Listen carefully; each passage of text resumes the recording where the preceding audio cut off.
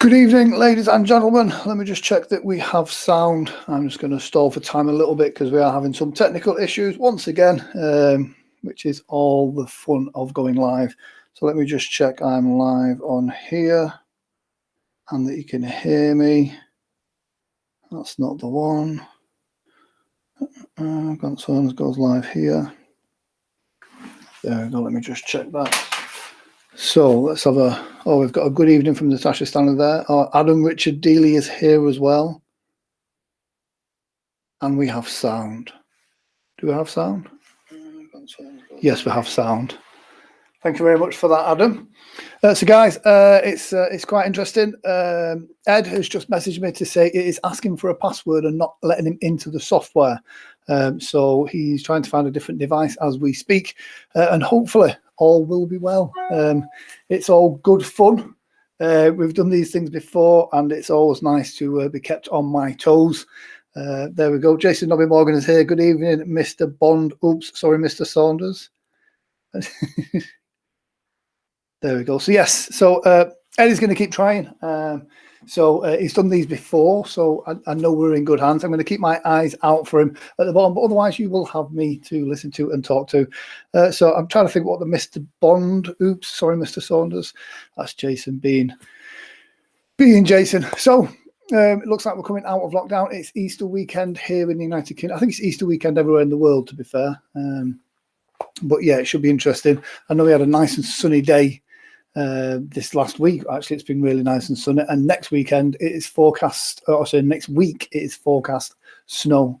So that's interesting. If you've tuned in for the weather report, you are in the right place. So yes, so like I said, we're just waiting for Ed to connect. It's the software may have done an update or something, and it's asking him for his password. So there's some technical issues on that side, but all is fun and well. Ed is a phenomenal hypnotist. Eddie Duncan's here as well. Oh, hi, mate, everybody. I always get the busy shows and everybody turns up when there's technical issues, which is always good fun. Ed is a great stage hypnotist and mentalist as well. He does the cruise ships and does a phenomenal job on that. We've got a great clip of some of his shows coming up, and hopefully he'll be talking to us about what it's like to work on a ship. Because one of the things that I learned the first time I did a ship was it wasn't what I thought it was going to be. There is this misconception with cruise ship work that it's so easy because you've got a ship full of people with nowhere to go. Whereas for me, the reality was kind of like, the production level is so much higher. People's expectations is so much higher. So you've really got to up your game on that cruise ship stuff. But I absolutely love working the ships because they're great theatres and great audiences. So still waiting for Ed to connect. We every week try and bring you a expert stage hypnotist from around the world. We've had some fantastic guests over this last year, and I think we're coming up to our 1-year anniversary of these shows, which is going to be quite interesting. If there is a stage hypnotist that you want to be on these shows, then please tag them in the comment section. Let me know who you want and let them know that you want them on here. There's a couple of really big names that I am working on trying to get, but they're kind of, obviously wanting to make sure that they've got something to tell you about as well. So on lockdown's been one of those things that it's made us all kind of go into our shells a little bit, especially as performers, because we're used to being out there, you kind of hands waving, doing everything that we do. And so it's been difficult for a lot of the guys, and to then get them on these live feeds, they want to make sure that they're at their best as well. Kerry Taggart, good evening. Thank you for these talks. Love them. Oh, well, thank you very much, Kerry. As I always say with live, anything can happen. Just like on stage, anything can happen.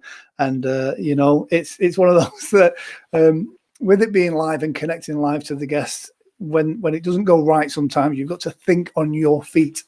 And that's the same when you're on stage. Sometimes when the show's not going the way that you want it to go, you've got to think on your feet and improvise. So there we go. What's Adam saying there? How are you, Grant? Haven't seen you for a bit.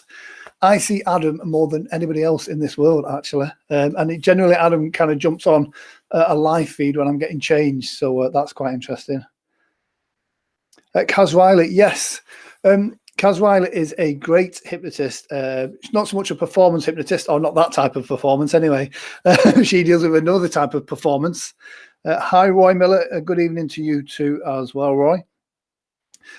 I think as we start to come out of lockdown and most of the performers are going to be out performing more, I think we are going to diversify a little bit and bring on some other people such as Kaz Riley, who can talk more of the different aspects of hypnosis.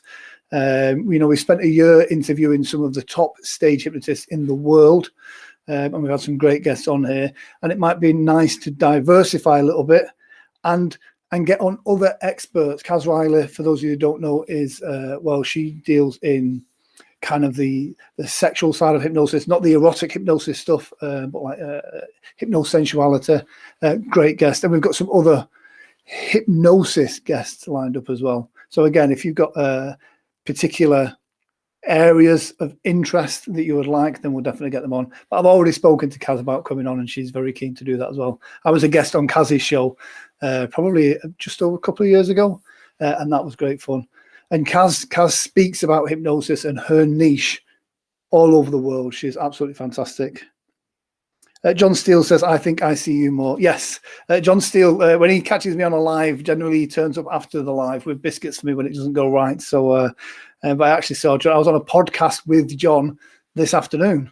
So it is getting bad. Have you had any April Fool happen to you today yet? I think I'm in the middle of one now.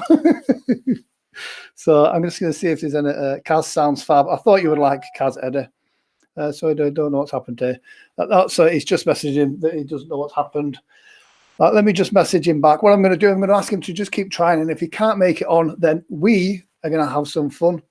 Alana Jennings says, I want some biscuits. Oh, right. I wonder where she was going then. So let me just message Ed now as well. No worries. Yes. So, Ed, if you're watching, don't stress too much. Give it a couple more tries. If you don't, then we'll rearrange another technical check-in and try and get it done again.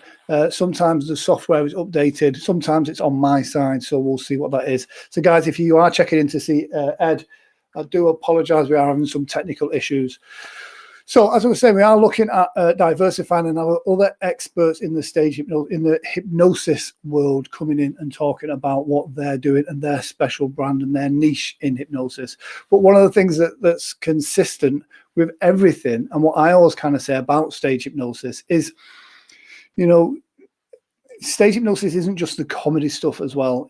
Performing hypnosis fills out to every area of your life in some sense, whether your stage is on a cruise ship, such as Ed and some of the other guys that we've had on here as well, or whether your stage is an office, whether your stage is a therapy room, whether your stage is on the phones or on the internet.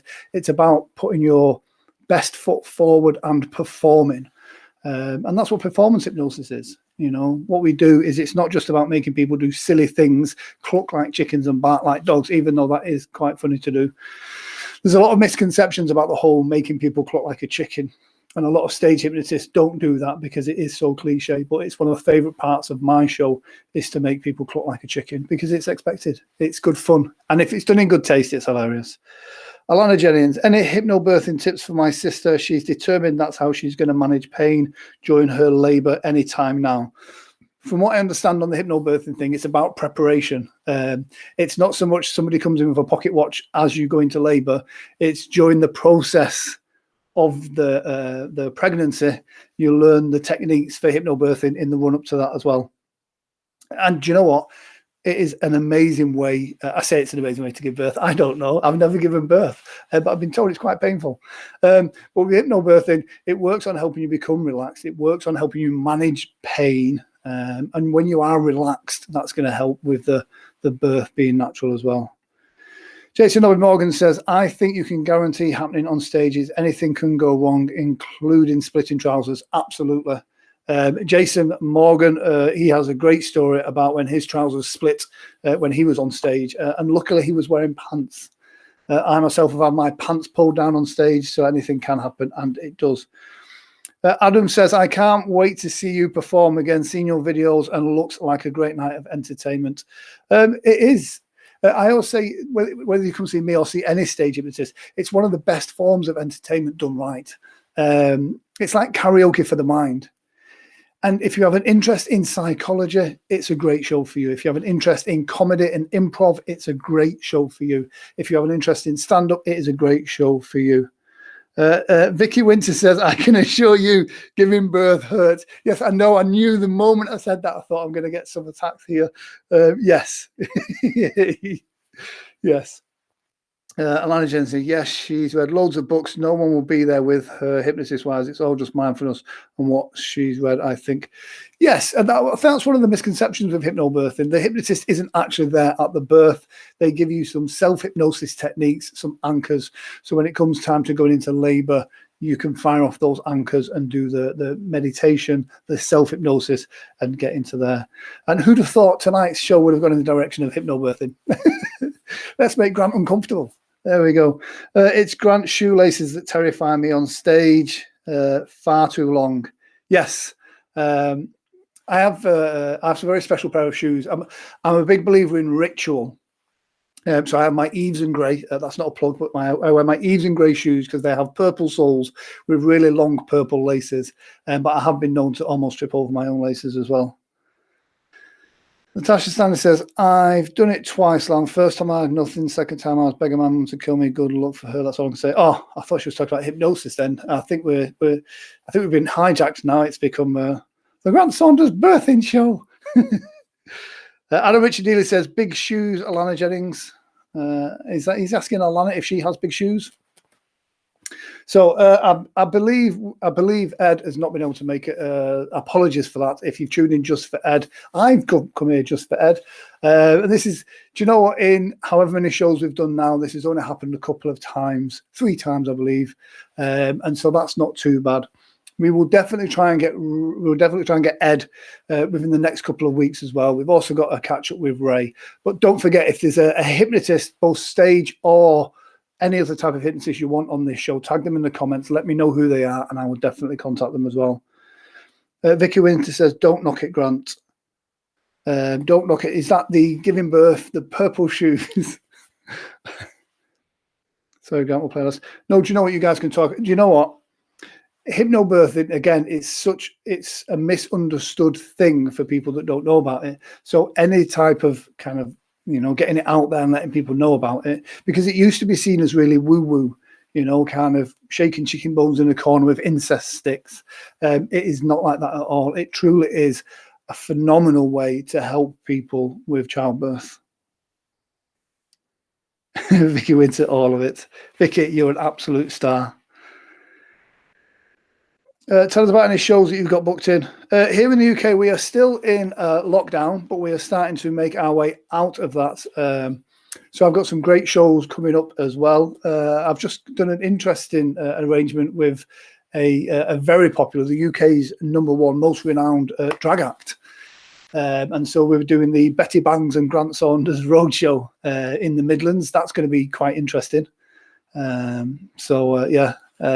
So it'll be interesting to see who's got the bigger ego and who has the most glitter. That show actually comes with glitter artists and everything as well. And that's an important point, because it's about putting on a show. It's easy for stage hypnotists and singers and other performers to just turn up and do just enough. And the same in any job that you're doing, it's easy to turn up and do just enough. Where sometimes it's better to go out there and give it 110%. Alana Jennings says, what's your drag name? I don't know. What would be my drag name? What drag name do you think would suit me? If the stage hypnosis takes a different turn, then maybe that will be my new. I mean, I've got too much facial hair now for a drag, but maybe that could be it. I could keep the long hair and keep the facial hair. So you let me know what drag name you think would be good for me. Any plans to bring that home to Yorkshire? There might be plans to bring that show up to Yorkshire as well. I have a couple of shows here. I've got Ossett Town Hall. That's booked back in again. That's back in the diary. Tickets are on sale for that as well. If you go over to Eventbrite, you should be able to find those. Jellybean road trip, possibly. And here's the thing, guys, as well. For those that are watching, that do go out and go to shows and concerts and stuff like that. Go support the smaller acts as well. Go support the local comedy nights. Go support the local singers in the small bars that nobody's heard of. Really, when we come out of this lockdown, go support grassroots entertainment, because that's where you get to see the people before they become famous. And, you know, sometimes that's where you get to see the comedy acts that are terrible, and you get to boo them and tell them they're terrible. But it's great to support them at that level. And at that level, you really are kind of feeding someone's dreams as well. When you go and see, I don't know, Bon Jovi at some massive arena, you're not really making a difference to his life in that sense. But when you go and see a local singer or a local performer at a local venue, you are supporting that venue. You're supporting your local community, and you're helping that artist learn and develop. Even if they're shit, you're helping them get better by being there. So that's my soapbox moment. There we go. Kerry, Taggart, Grant, how do you get over the fear of doing my first rapping induction? Where did you get the confidence from? My first was, what was your first experience like? The first rapid was, I was going through the motions, because it's easy with hypnosis when you first start out to kind of doing the, to do a progressive relaxation, because it's safe, but there's less hypnosis within that long relaxation, almost meditation, guided meditation induction. When you do a rapid, as long as you've got the distraction in there, as long as they've got that expectation and belief, it's so dramatic that it catches the person off guard and anybody watching off guard. And that you get a deeper, more profound sense of hypnosis in the subject as well. I think the first one I did, I was so shocked that it worked, that it didn't work as well as it should have done, i.e. On my side, health and safety wise, wasn't, you know, I'm not that proud to see that the person fell on the floor, basically. Luckily, it was a friend of mine, but to this day, that person will not let me hypnotize them whatsoever. And it was the whole, I'm going to do this, I'm going to touch you here, when I touch you here, you're going to fall to the floor. And I did it, and they did. And I was like, oh, shit, that worked. So as long as you make sure they're safe, go through the motions a couple of times for the mental rehearsal. And when you do it with the intention of it's going to work. When you do a rapid induction on a subject, in your mind, know it's going to work. Have that intention that that person in front of you is the most hypnotizable person in the world, and then do it, and it will work. It all starts in here. It's about that confidence that you project when you do it. And they do say fake it till you make it. Rehearse so much that you can fake that confidence and just pop them under. What did Alan bang his head? Yes, Alan did absolutely bang his head. Are you feeling okay? Natasha Stanley, he said, support small acts. Yes. Did you trip over those laces? I have definitely tripped over my laces. I learned a lesson years ago as well with chairs. I had somebody on chair once. I see you have a catcher on stage. Who is that? Yes, on the bigger shows, I always have somebody on stage as well. Here's the thing as well, because as a male stage hypnotist, there is a misconception sometimes that we all use hypnosis to try and get girls. It's always nice to have a female assistant on stage. It reassures the females in the audience that nothing untoward is going to happen. But again, it's always good to have on stage someone that's going to watch as well as you and to help catch people. I like to do the drop back inductions facing them and get them to fall backwards into my catcher as such. Again, it's just a different way of doing it, but it adds a level of production to the show as well. And the more bodies you can have on stage helping and assisting with that, the better it is. Because otherwise you're doing your music, you're trying to see what's going on here, you're trying to catch these people, you're trying to make sure everybody's safe and on stage as well. So definitely on a raised stage, it's always nice to have at least one stage hand there as well. And if Ed was here, he would probably say the same as well. On the cruise ships and the big stages, you've always got a couple of people in the wings ready to help you. And it's nice if you're on stage and you have to send somebody back from the stage for whatever reason. if you've got 20 chairs on stage and you lose 4 or 5 people, it's nice to move those chairs out the way and then have one of the runners come and remove the chair, because otherwise your stage looks messy with empty chairs. And what that does is that projects an image to the audience of those people couldn't be hypnotized, or there was some kind of, it was a messy stage. So it just keeps it nice and tight. One of the things that a lot of stage hypnotists, should do is be conscious of how your stage looks and the projected image that gives. You can do a great show with 2 people, but if you've got 2 people and 15 empty chairs, that looks like a terrible show.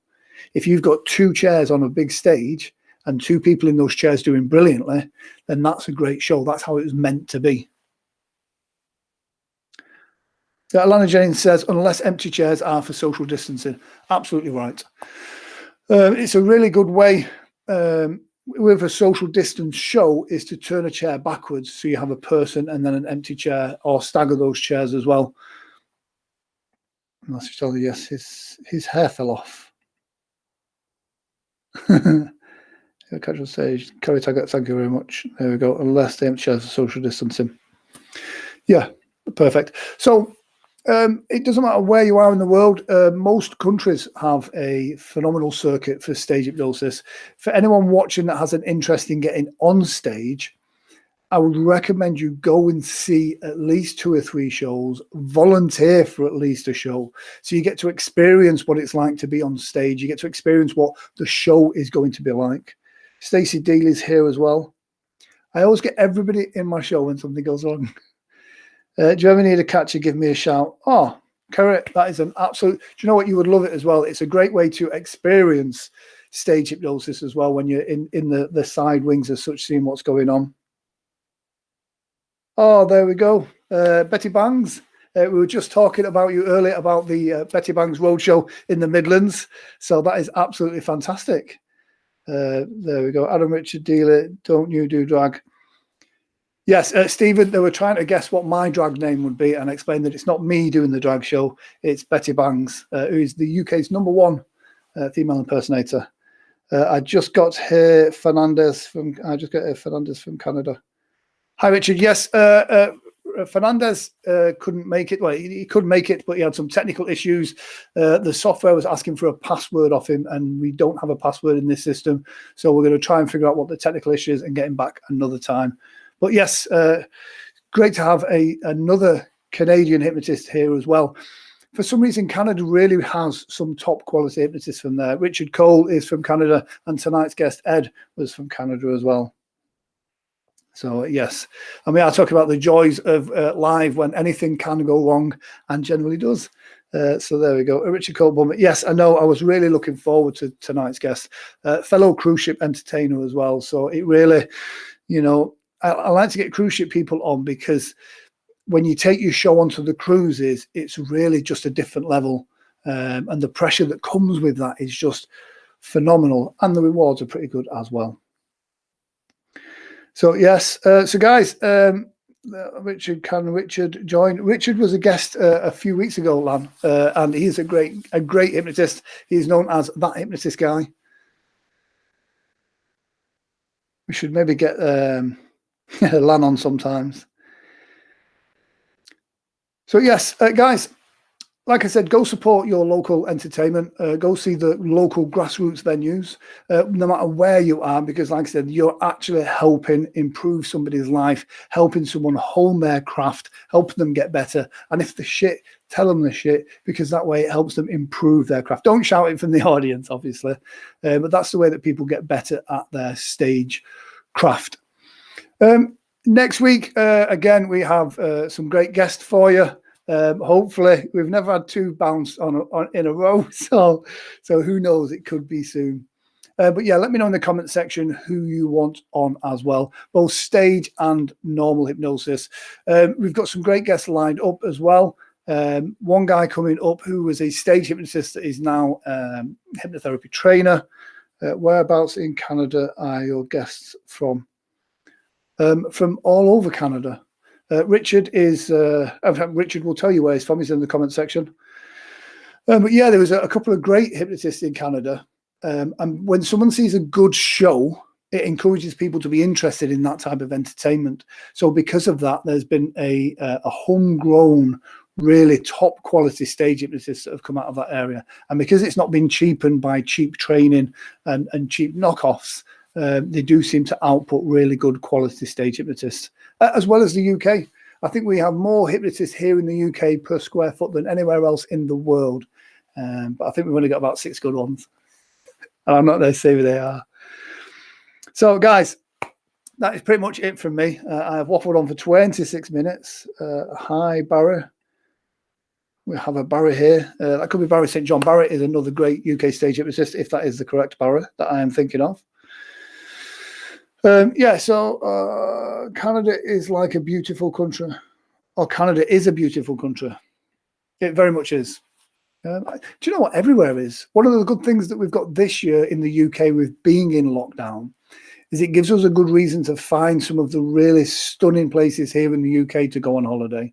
Like Dumfries and Galloway on the west coast of Scotland. For me, it's such a stunning part of the UK. Cornwall, beautiful parts of the UK. Wales, stunning part as well. Oh, no, it's that Barry. Barry Brocklehurst. Hi, Barry. How are you? Yeah, Barry, not so much the world's greatest stage hypnotist, but he's a great guy. So again, when you're traveling the UK on your staycation this year, go and check out the entertainment. Go to the holiday parks, check out the entertainment. Some of it can be quite cheesy, but it doesn't matter. It's all good fun. Kerry Taggart says Manchester. All the greatest things. Manchester is the centre of the universe. Now, I'll try and tell this to all the guests that come on from around the world, but Manchester's the greatest part of the world. Whenever Americans come over here, they always kind of go to London or maybe Scotland and then maybe York. And I say, everyone, you've got to come to Manchester. It is so much culture, such a great place, you know, some great bars, some great restaurants.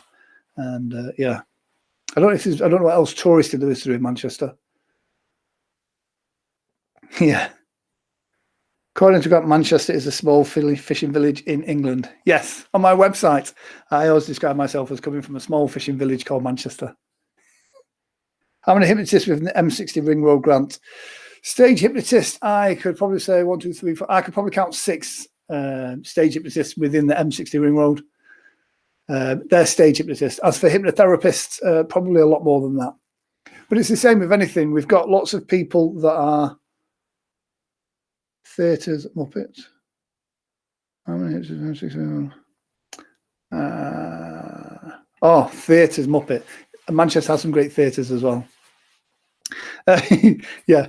It depends what level people are at as well. There's some people that learn hypnotherapy, not necessarily to go on to be a hypnotherapist, but because they're interested in the mindset involved in that. And as with most things, you know, you learn something, then you've got to apply it, and then you've got to go out there and do it. There's a lot of people that come into hypnotherapy, try it for a little bit, and realize that there's a bit more work to it than what they've initially found. And then it goes by the wayside, and they don't necessarily keep practicing those skills. And it's the same with stage hypnosis. There's a lot of people that want to learn it to just have it as a skill set in their toolbox, but not necessarily get on stage and do a comedy show.